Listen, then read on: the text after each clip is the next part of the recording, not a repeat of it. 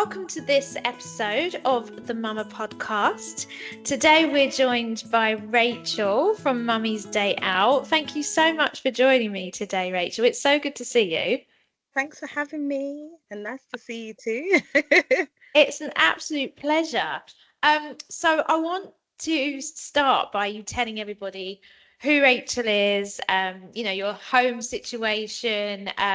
Tell us about the new arrival, which I had the privilege of meeting, a few weeks ago at the Black Maternal Yeah, Health Conference, which was yeah, wonderful. So yeah, tell us all about you, your family, your children, etc.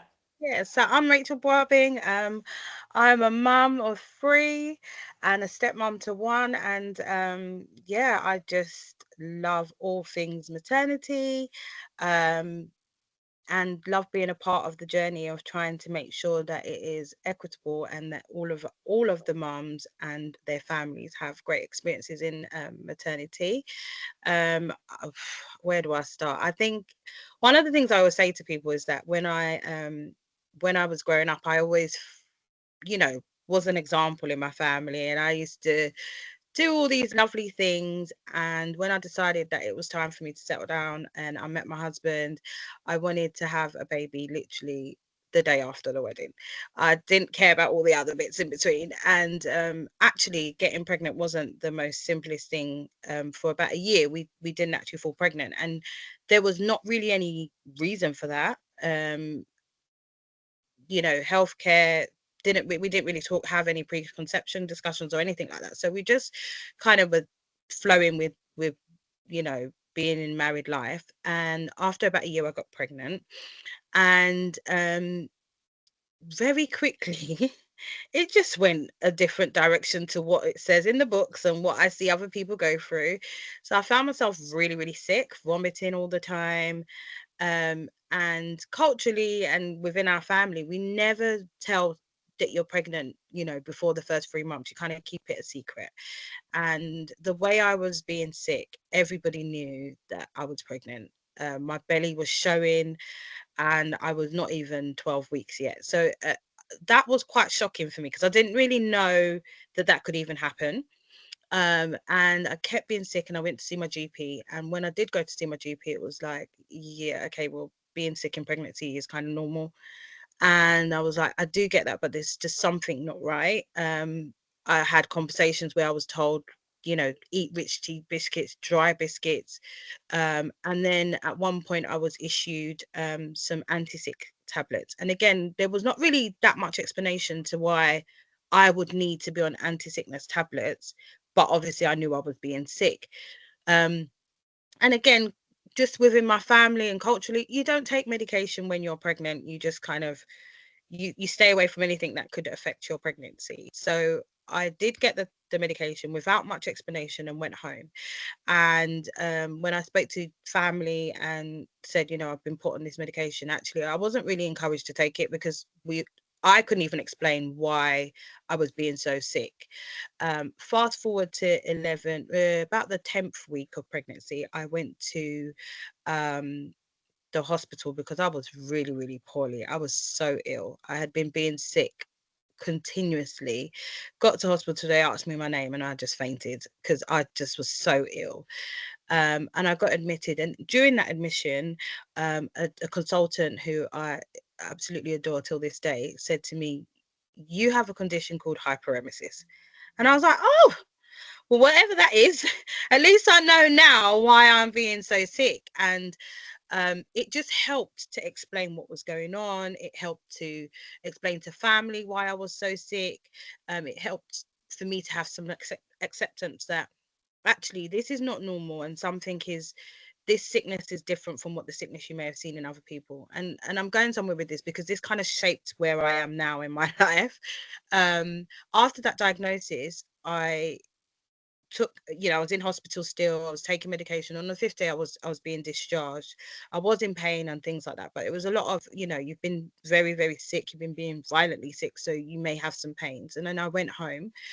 um and unfortunately for me, that night was the start of my miscarriage. I was 11 weeks and 5 days, and by now everybody knows I'm pregnant because I've been so ill. um but the pregnancy was so early, what we would call early, but yet there was so much connection, so much attachment, so much, everybody was involved. I went back to hospital, and unfortunately they confirmed that, I wasn't, the pregnancy wasn't going to go any further. And I think after that point I was like, I just want a baby. So all of that can just kind of, I just need to move on. But my Mm. pastor who came to the hospital to see me said, no, no, no, you need some mental health support. So you need to see someone. And that's when I even realized pregnancy, mental health, the whole shebang. I didn't even know any of this. No one really talked about it around me. No one talked about their losses. It was only after I had my loss that some aunties were popping up and saying, oh, well, I've had five and I've had, and you're like, why didn't you ever talk to us about this stuff? Mm. Because it might have prepared us to this not so perfect possibilities that can happen, and how we navigate those. So I ended up getting pregnant again, and I was very happy, but unfortunately for me, I was sick again. And that came on quite quickly. Within the first 5 to 6 weeks, I was very, very poorly, vomiting. We're not talking morning sickness, what people tend to call it. It was all day, all night, 30, 40 times a day. It was horrific. But I really wanted my pregnancy. So it was a really difficult kind of thing to navigate, where you're happy about something, but also very sad about what was happening. Mm. Because I had the diagnosis, I kind of knew that there was something called hyperemesis. So I knew, I was equipped with that knowledge at least. And I understood that medication would be part of the way I can survive this condition. And so I had that pregnancy. It brought on other health conditions. I was in hospital a lot, and I just felt so isolated. I felt so Mm. alone. And I just thought, why has no one talked about this? I had conversations with my mum. No one ever experienced this in our family, or maybe they did, but never had the diagnosis. So we didn't really, Mm. acknowledge it like that. It's just like, oh, this person has difficult time during pregnancy. And were So you at work during all of this? How did you manage work while you were feeling so sick? it was awful. I think I was off sick for 4 months at one point, and then when I did go back, a lot of the time I was sick. There was I remember there was a room that I could go and lie down in. After all the risk assessments and discussions around how they can help me, there was a room that I could go and lie in, and literally every lunchtime I would go and lie in there. And I was teaching at the time, so you got to be in front of students, trying to deliver Gosh. lessons, and literally feeling sick. Someone could just walk past you, and it will just trigger about a sickness that doesn't stop until the evening, so you just have to go home.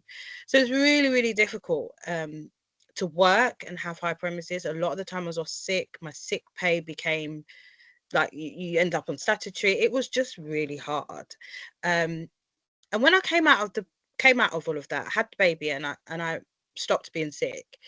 I was like, there must be other women who are pregnant or have had babies, who don't get to have these really candid conversations, who want to be around other women like me. Um, and I set up Mummy's Day Out. It was so interesting because I just called my friend. I said, I want to do some stuff where mums come together and we can really have honest conversations. Um, and she was like, yeah, call it Mummy's Day Out. And I was like, oh, yeah, all right then. It was very, very kind of, it was well organized, but it was kind of just something I needed myself, as well as all the women that I knew that were pregnant around me. And we went to afternoon tea in Stratford. There was 16 of us with our babies in tow, so you could breastfeed. I don't think the Holiday Inn Hotel had any idea what they had got themselves into, but we went in there, we sat down, we had nice conversations, and we put the picture of us at the Holiday Inn online. And honestly, I don't know, I'm here now. It just grew so fast because people saw themselves represented. It was 16 black women with their babies. They were doing something nice, something that often you stop doing once you have a baby because there's just no childcare. And everybody connected with the space where they could have a real honest conversation, meet other mums, do something nice. and just get out of the house. And that just flourished from being 16 women to 42 women. And then we outgrew the hotel and we started doing bigger events where we were doing family days out, family events, and it just blossomed. And on that journey, I realized, you know what, the mental health of mothers, the mental load, the impact that our pregnancy journeys have on us that we might not be addressing or we haven't had space to address, the sheer structural issues within the NHS that impact how we're treated as Black women in the healthcare system were all, there was just so much of it out there that hadn't been discussed or hadn't been addressed, or people hadn't had space to have those conversations. And I was holding all of this. I was like, I need to do something with it. So I started getting involved in research. I started getting involved in work with the NHS to let them know, like, look, this is what people are saying, this is how people are feeling. um and I then had another pregnancy. And again, it was a hyperemesis pregnancy. And I realized after my son that that actually, do you know what? I've got my own trauma that I haven't even really dealt with. Mm.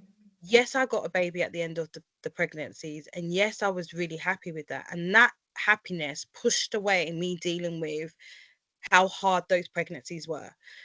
And pushing that away doesn't help. So I went to an event. It was actually run by Prosperities, which is run by Chloe from Five Times More. And I was sitting in the audience and I was listening to people talking about their mental health experiences and postnatal experiences. And I was listening. I was like, hold on, that sounds like me. Like, that sounds like what I do. I was calling my mum and saying, have you fed the baby when I've left the baby with her? And she's like, why are you even asking me that? And I was paranoid about things that I didn't need to be worried about. And yes, I was able to bring myself back down, but what if I couldn't? And I needed to deal with that. And then I went into some therapy, and we really looked at how the hyperemesis journey had affected me, how the things that people had said during that journey had affected me, how I saw myself now and how I saw myself before those experiences. And it was just a really good opportunity for me to kind of unpick some of the things that were stored inside. And it helped me also to help others, because I was like, you know what, if we all did this, maybe we'd start undoing some of these traumas that are just sitting on us and really pushing us, Mm. really heavy weights on our shoulders. So what um are the other things that the other women would bring? What were the issues that they were having to deal with? Because I imagine there's quite a few various different stories that would come out. Yeah, there was so many experiences. It was things like, going into the healthcare system and feeling like you're being treated differently solely because of your ethnicity, and actually being able to say that out loud. Because whilst racism and, things like that have always been an issue, actually being able to say it out loud, not many people did. And we need to go to doctors, we need to access healthcare. So being able to say it and have space for it, and people acknowledge it and people validate that, was really, really, really powerful for some of the women that were in the space. But also just things that were in our community. So, you know how we handle certain things, what our family members may say to us, unpicking that, and acknowledging that actually, yes, there is so much wealth and goodness in our culture, and so much goodness in the stories that came before, and the people that came before. Our aunties, I always call them aunties, but our aunties, our elders telling us, do this, do this, do this. But an elder telling you actually to cap how you feel mentally, and to suppress it, isn't a good thing. And being able to have a space where you can have that conversation, leave the elder there and give them their respect, because they don't know what they may not know what you're talking about, or maybe they do know, but they handled it differently. Now we have more knowledge, we have access to services, we have access to stuff. Now it's a space where someone will encourage you, do you know what, you can actually go and get mental health support, it's okay, social services is not going to take your children away. Those stigmas can be, those things can start to get broken down. Mm, mm. um but it's some of those things. And then just not even knowing that you can birth in whatever hospital you want to. So many women didn't even know that. They would go to their local hospital and think they have to be there. They'd be unhappy with something. They wouldn't even know how to complain because the complaint process was so difficult to unpick, and actually added layers of trauma, being gaslit whilst you're trying to tell someone, actually, you've not treated me right. And then, like for me, when I was giving birth, I said to my midwife, something's, I said, something's going on. But she said, oh, no, no, no, you're not going to have this baby anytime soon. You're a first time mum, and, the baby's not going to come anytime soon. Not being listened to is so horrible in such a vulnerable time. And actually, that in that instance, my midwife left the room. She went I don't even know where she went. I still don't know.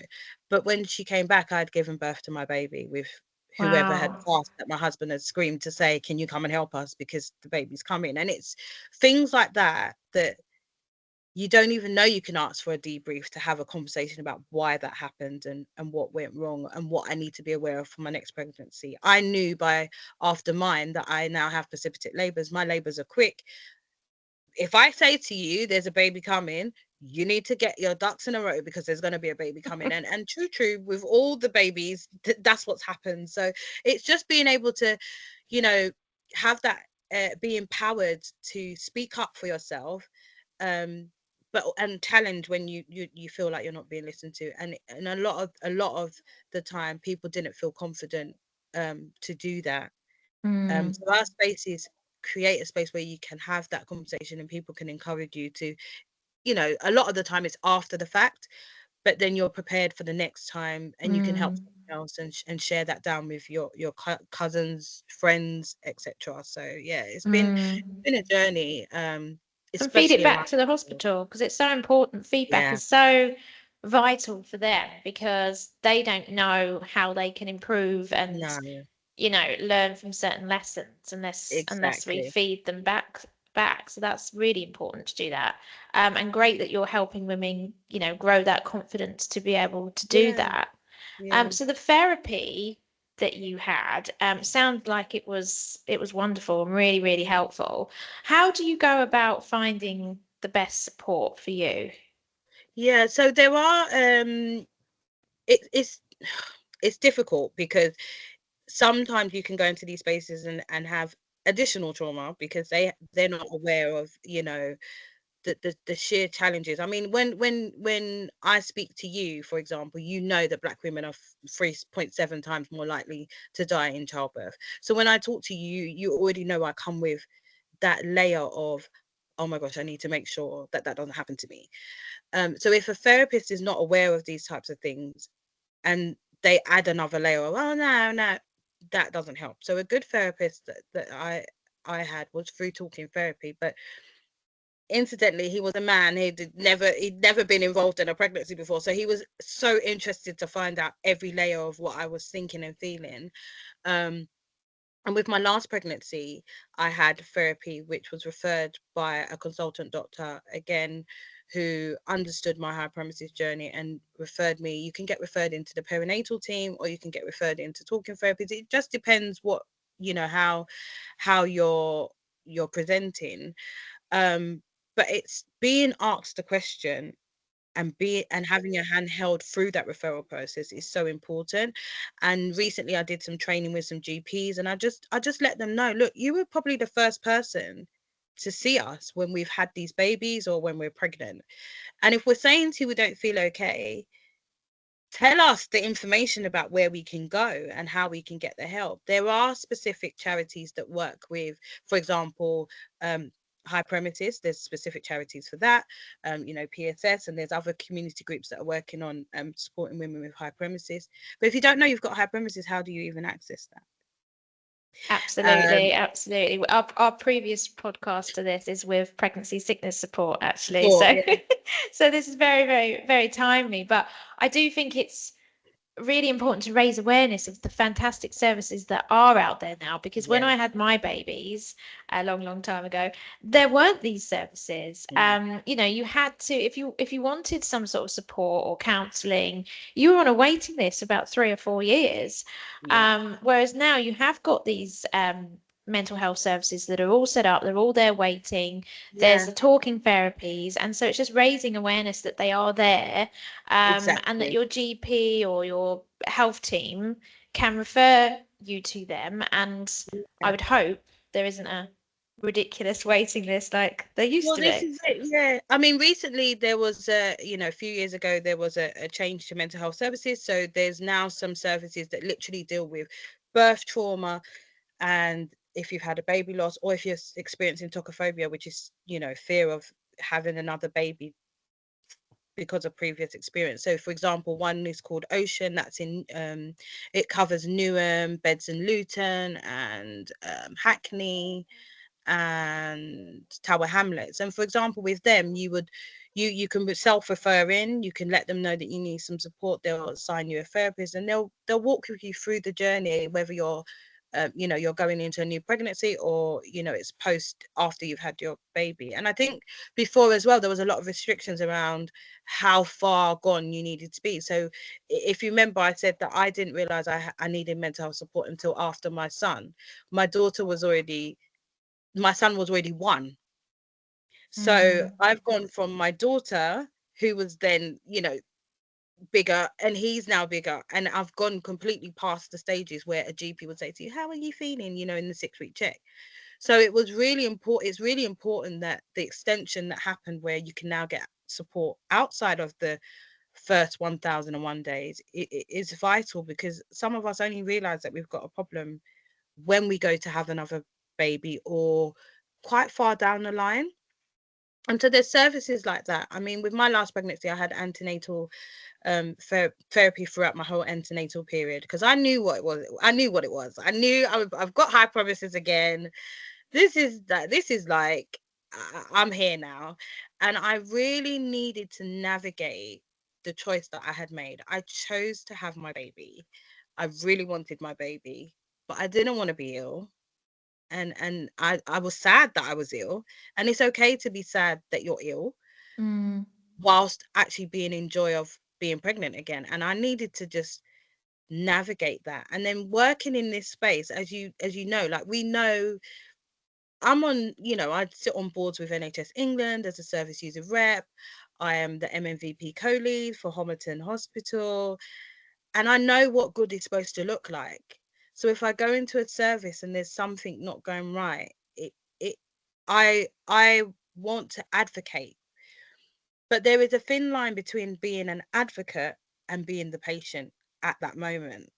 And so I now need to advocate for myself, but I'm the patient and I'm really sick and I can't even lift my head up. So how does that work? And I think that really made my pregnancy quite difficult, because I'm going into these spaces and I'm saying, I know what you should be doing. I can't even tell you what you should be doing because I'm too sick. I need you to just help me. And why are you not helping me anyway? Because I know that you've been told that you need to help me. So it was just a battle in my head. And the therapist I had, he was amazing. He would literally every week, he would say to me, "You really wanted your pregnancy, didn't you?" I said, "Yeah, I really did." And then he would say to me, "And you know that being sick 30 times a day is not something anyone's going to be happy with." And I would say, "Yeah." And he'd say, "Right, so your feelings of being sad that you're being sick are absolutely valid.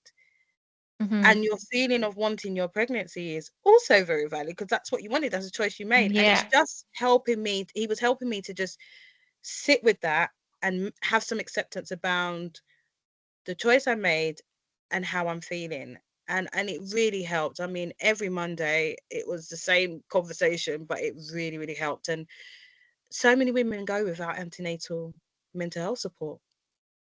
I know it's really sad, isn't it? And like you say, from our perspective, when we're the patient, we know what care we should be getting and what care we should expect. But obviously, a lot of women that aren't in this They have no sphere, idea. they have no idea. They don't Yeah. know. And No so idea. they just put up with it, really. They don't know how to advocate because they don't know any different. They don't know any different. Yeah. And this is, I say this all the time. This is such a beautiful time for a family. And for it to be labored with having to fight every day to get the right thing is really sad. I always big up my antenatal midwife, who I had for the first for my son and my daughter, because I had the same one. And incidentally, she's from the same background as me. So she's from Ghana as well. And I would walk in and she'd do all her checks, she'd do all what she's supposed to do, but she knew the layers that I was coming into that appointment with. Yes, it's an antenatal appointment. Yes, you need to wee in the pot. Yes, you need to do all of that. But she just knew that there were other battles I was fighting. And she would talk to me, she would encourage me, she would empower me, um, and make sure my health and my mind was right. She went over and above, and I was so happy when I saw her again when I was having my son, because I was like, "Yep, I'm yours." You know, she was like, "Yeah, don't worry, you're already on my list." And actually, with my last pregnancy, she wanted to be my midwife again, but she is actually retired. So Right. she wasn't no longer working in the same hospital. But again, I was able to have a midwife who totally got me. I worked quite closely with her. And like I said, people don't know they can go to the hospital they want. I don't live in the area where I have my babies. Um, and when I tried to use the services locally to me, they were just not ready for my needs. They were not ready to even acknowledge half of what I was even coming out with. Hyperemesis wise, they had nothing in place to deal with. It was just go to A&E every single time. And 5 hours in A&E, as an advocate, you spend half the time looking at what's going wrong and trying to figure out how you can help Mm-hmm. somebody. And Yeah. that's what you should be doing when you're Yeah. very ill. So, yeah, so it's that's how I've ended up here. Well, it sounds like you had a great example of personalized care. That's Yeah, absolutely fantastic. And obviously, it works for you choosing the hospital that you've decided to go to, which is brilliant. So what happened with this latest one? Did you ah, have did you have it again? yep. I had hyperemesis Oh, I was again. hoping you were going to say I no. I was hoping to, and I think just to drop in about partners here.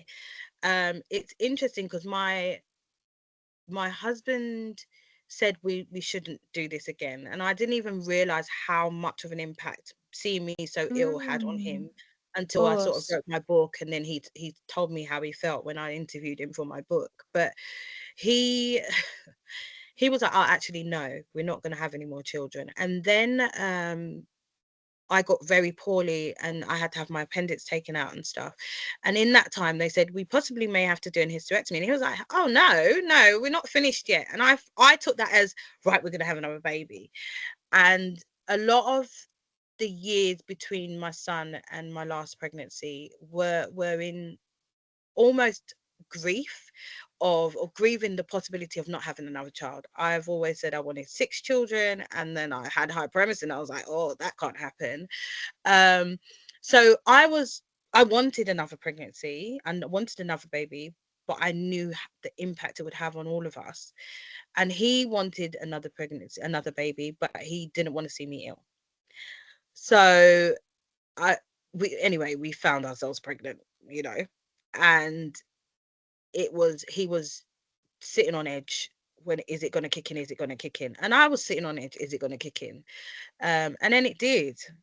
And it was like, right, we're here again. And it's different when you have two children who are, grown, they have their activities, one's going left, one's going right, you've got to take this one to football, this one to this. And it has such a great impact on the family, and him. My husband kind of just, I almost like wanted to pretend that this I wasn't being sick, or he would say things like, "Tell the Mm. sick to stop," and I'm like, "That doesn't really work like that. You know that." But I was more confident, so I had my medication quite early. As soon as I found out I was pregnant, I went to the doctor and I said, "Look, I know that if this kicks in, I haven't got much time before I will spiral into being uncontrollably sick. So let's have a prescription ready." The doctor was very receptive of that and gave me the prescription. The new guidance that was drafted and was released just before I got pregnant, I was able to take that to my GP and say, "Look, this is the new guidance, and you're going to need to get familiar with this because this is my situation." But unfortunately, quite quickly I got very sick, so I was in A&E and it was awful. And then I went to the hospital that I'm MMVP at, and they were able to help me a little bit better because they knew my story, they knew my previous pregnancies.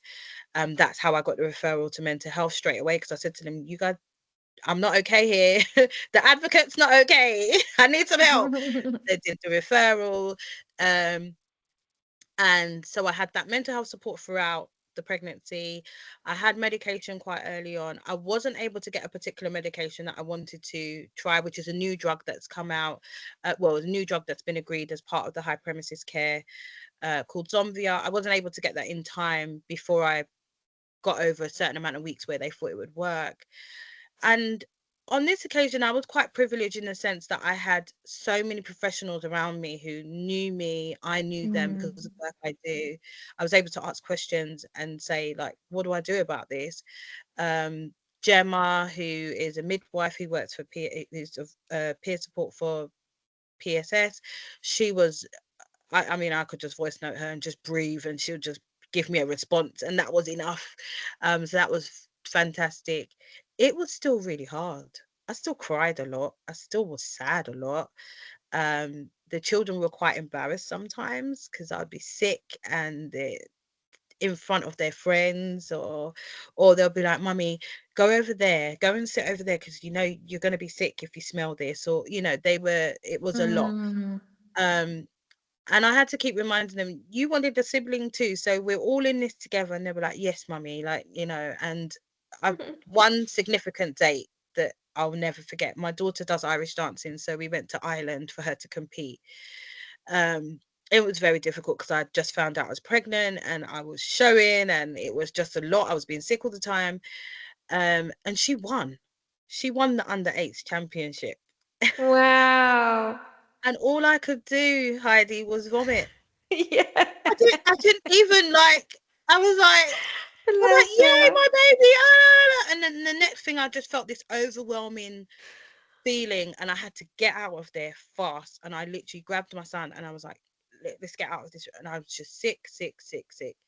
And I feel like that moment, although she had a great time and she obviously won, I feel like that moment was stolen from her because our mummy was just vomiting straight after. Mm. So little things like that stay with you. Yeah. Um, but my baby, she's just yummy, and because of I my saw role, her. She's yeah, she's so gorgeous. yummy. She's just fitted in. I don't even know what life was like without her.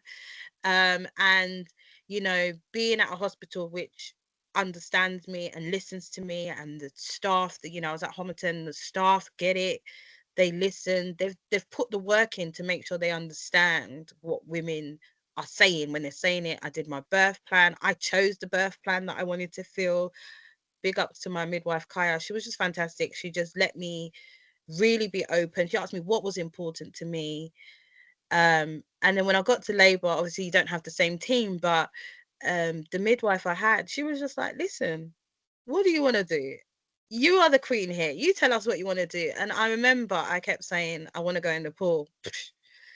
Did I make it to the pool? Of course not. But You're so fast. she was like, yeah, put on the swimming costume. She was just entertaining everything, and she was just encouraging me. I was throwing up so much. So nice. I didn't make it into the pool, but I had a beautiful birth, and Mm.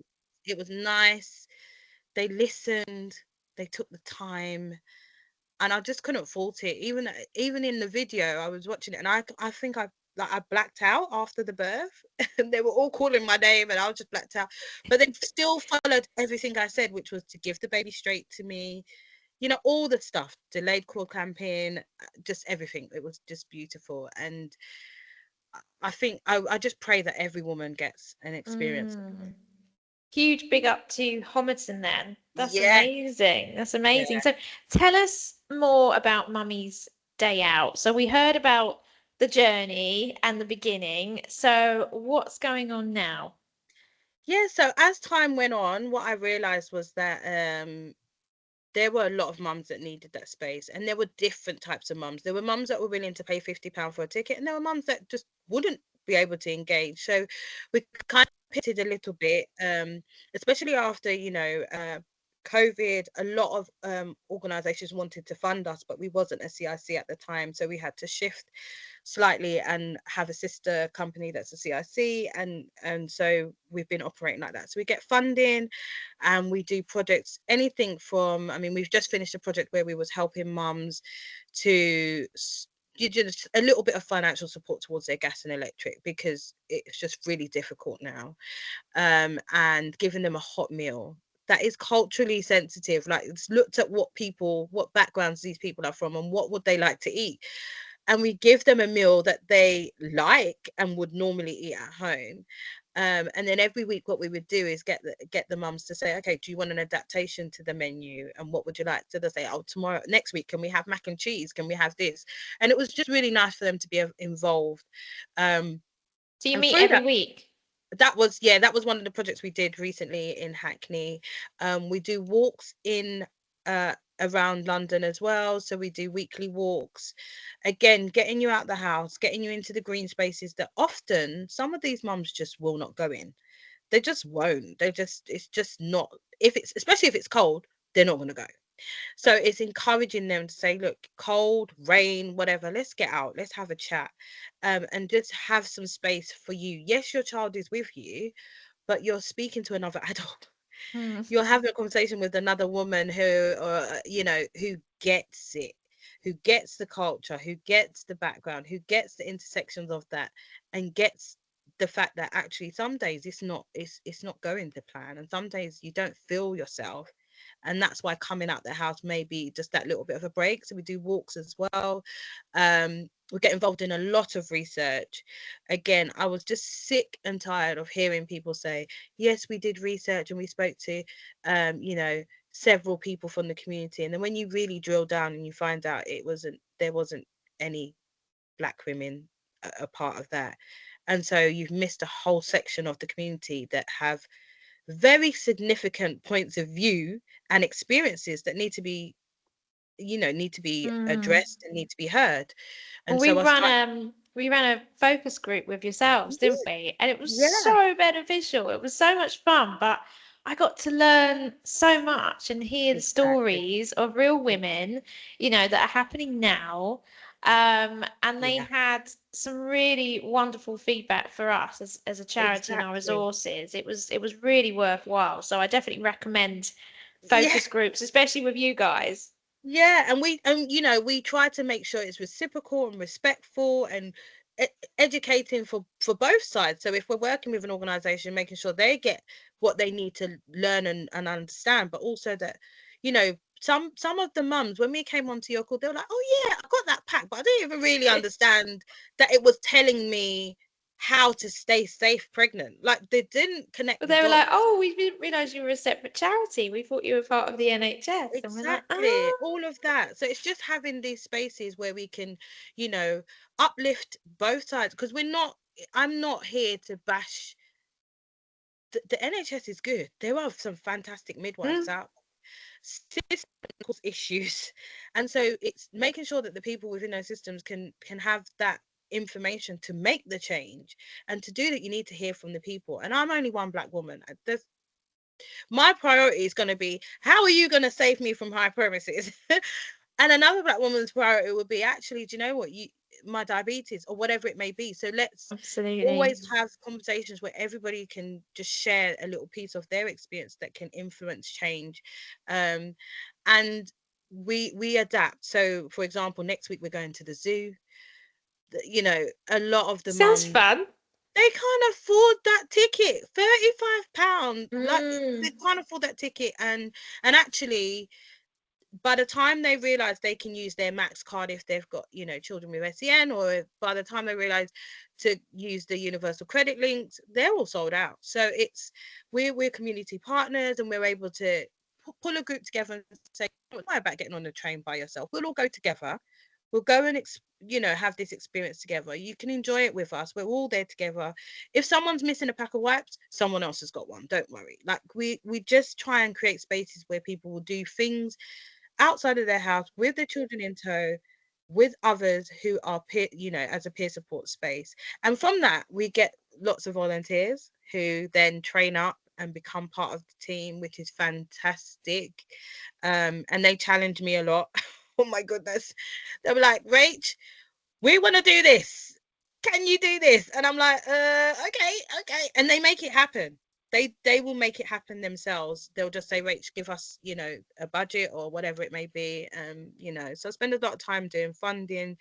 And obviously we use social media as well to just raise awareness of everything that we can. So very busy, but I Well, you love it. sound like super mum. I mean, so how do you do it? What's your secret? I want to know because you've got 3 children and you're doing all of this.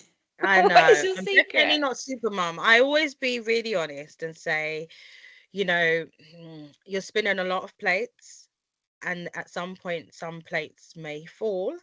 And it's just how you repair and recover from that. And sometimes, you have to talk to yourself. You have to say, I'm doing too much. I need to stop. So I definitely use a bit of delegation now that when you open a charity or you open a community interest company, it's your baby and you don't want anyone to mess it up. Yeah, but You then have very to let quickly you realize that actually you need a team and you do. delegation is definitely the way to go. Exactly, exactly. So I've started to really use the power of delegation, and speaking to the children about what it is I'm doing. So often I say to them, mummy's just got to do this report, but once it's done, then we have all the time to do whatever it may be. And just using calendars a lot, like even sometimes scheduling in laptop closed and just closing it. But it's very difficult. I mean, I was saying to you that my baby can now crawl and I'll be on a Teams meeting and she'll just pull the laptop down and I'm like, I think she's trying to tell me to get off the laptop. So, I'm going to be putting her into nursery so that she gets that time I can do my work. And so that when she is home, I can just spend quality time. Yeah. Um, Because and mum also, guilt is real, right? We feel it's so so guilty much, about so many different things. I know I work honestly. too much. My kids will definitely say I'm constantly on the laptop and I work too much. But when Yeah. you're so passionate about something, This is it. This is it. Yeah, you can be so passionate that almost you give so much of yourself out of the house, and it's really important to kind of have a moment where you check in and say, I need to pour into my household now, and even pour into yourself. So recently I went away, and oh my God, it was like I felt so guilty, but then at the same mm, time, I was like, I just need this. It was literally, I think, what, 40 hours or something away from the house, but I was abroad and it was a lot of fun. amazing. But we have to look after ourselves, right? You Because we have to. can't give when we're empty. Exactly, You know, exactly. it's Yeah, so exactly. important to look after ourselves. And I think that's very commendable of you because not many people do that. We're constantly running around on the rat race. And Yes. yeah, we don't take the time out for ourselves. So I think that's amazing. Is your partner Yeah. supportive? Have you got a supportive Yeah, partner? so my husband, I think this thing hit him like a ton of bricks. So it started off with me going to afternoon tea, and then all of a sudden I've got this flourishing organization. Yeah. I'm talking all over the place. I'm writing books. I'm doing this. I'm doing this. And I think it took some getting used to because obviously it takes from the house. So he had to understand the demand of this work, and community work is you're not going to get rich.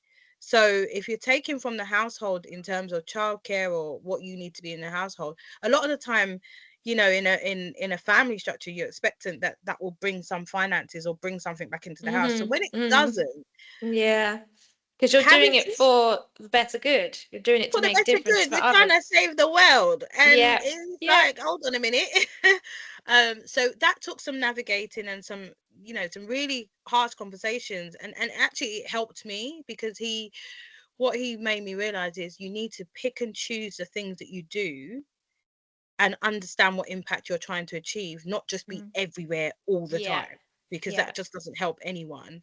um and then we had to, I had to bring him in, let him understand what it is. He'll always be there holding the roller banner, bringing this, bringing that. And then when he sees all the women and they go up to him and say, your wife's amazing and she did this, he's like, okay, all right, yeah, I get it, I get it. And he works in the mental health field, so he truly understands, what mental health is.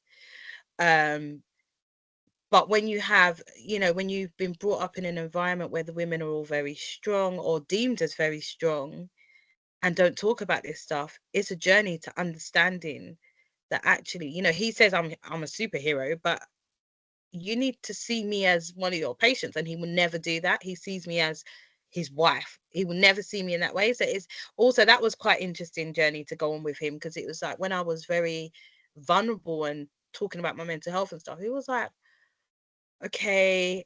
And gradually he started to realize, actually, do you know what she's telling me is what a lot of women go through, and this is what I've read in the books, this is what I see at work and stuff like that, but I just haven't seen her in that light. And he needed to backtrack a little bit and understand that the journeys that I've been on have really impacted me Mm. and changed me forever. I'm never going to be the same person I was No, before no. I had these babies. For the So yeah, it's better. really, For the better. It makes us yeah, stronger. exactly. It's really great because I have a lot of friends around who are very supportive. My mum, my mum sent me a message this morning because she saw the post I posted about a brunch that we did, a Mother's Day brunch that we did, and she texted me. She's like, "Oh, I want some of that food. I'm jealous." She's actually in Ghana at the moment. She's like, "Oh, I'm so jealous. I want some of that food." But she would always be there, and after the event, she would say to me, "Do you know, if I had something like this when I had you guys, my whole experience of life would have been different."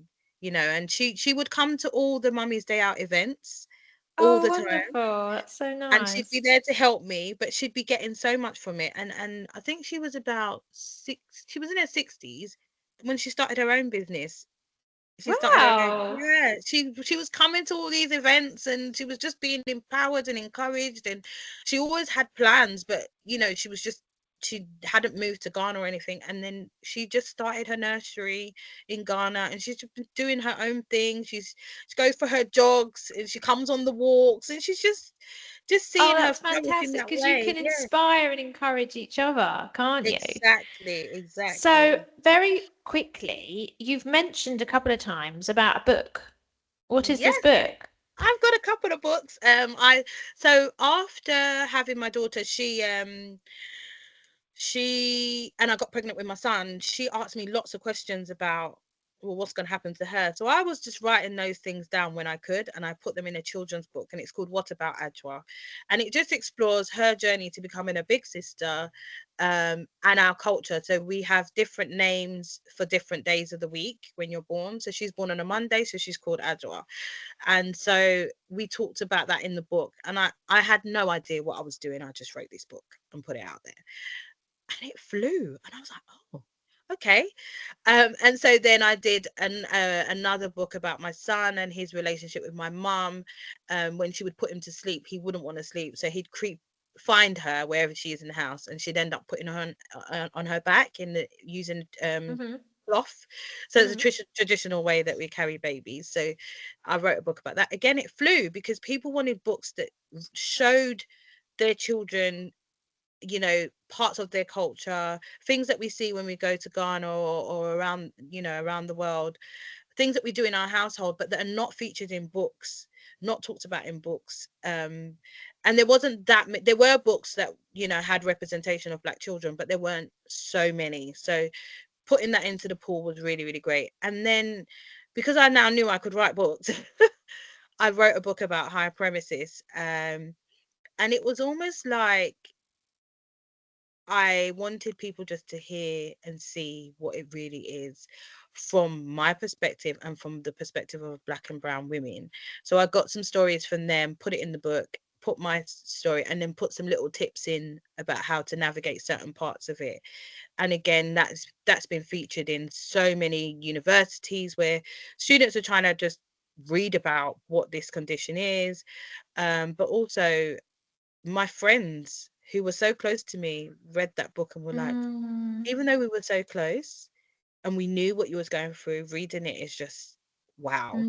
So mm. yeah, so we've got 3 books. That one's called How can uh people get hold of these books? Because they sound yeah, so brilliant. they're all on Amazon. If you just search my name, Rachel Barbing, it's on Amazon. All the books will come up. I know they are in some libraries. I've even lost track of which libraries they're in. But they're in some of the libraries. And yeah, Amazing. That's it incredible. I can't believe you've done all that as well. Oh, that's just amazing. So lastly, What area do you cover? How can mums, if they're listening today and think, oh, that sounds right up my street, I'd love to join Mummy's Day Out. How can they get involved? Yeah, so we have a website which is www.mummiesdayout.com, or you could go onto Instagram and find us as mummies_day_out. All our events are listed on Eventbrite, so mums can just look at what's going on. And we currently have projects in Newham. We have a project in Hackney. We also have a project in Northampton started, which is just Oh, way away from my home. And we have one in Thurrock going on as well. So we spread to wherever our mums are. We have a community on WhatsApp where, as and when people come from different areas and join, we create a community for them, and then we start building up activities for them in their area.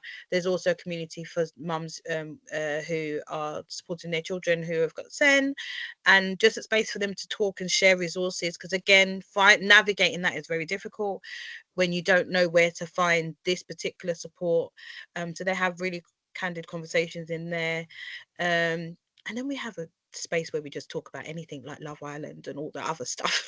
of But it's course. just, again, another opportunity just to meet other mums. So we put all our events on Eventbrite because we just want people in whatever area they are to be able to find it.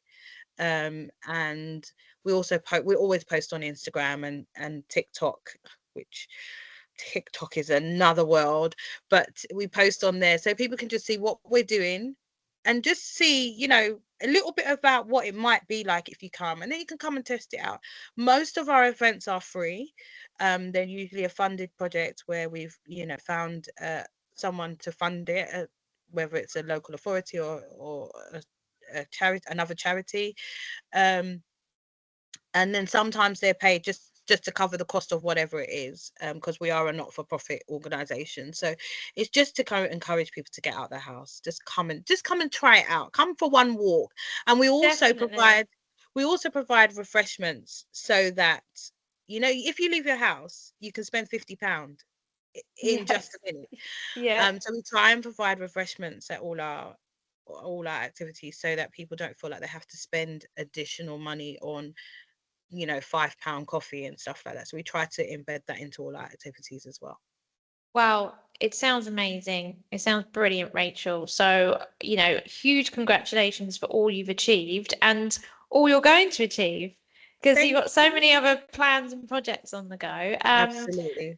But yeah, thank you so much for taking the time to join us today on the podcast, and we will speak to you again very soon. Thank you.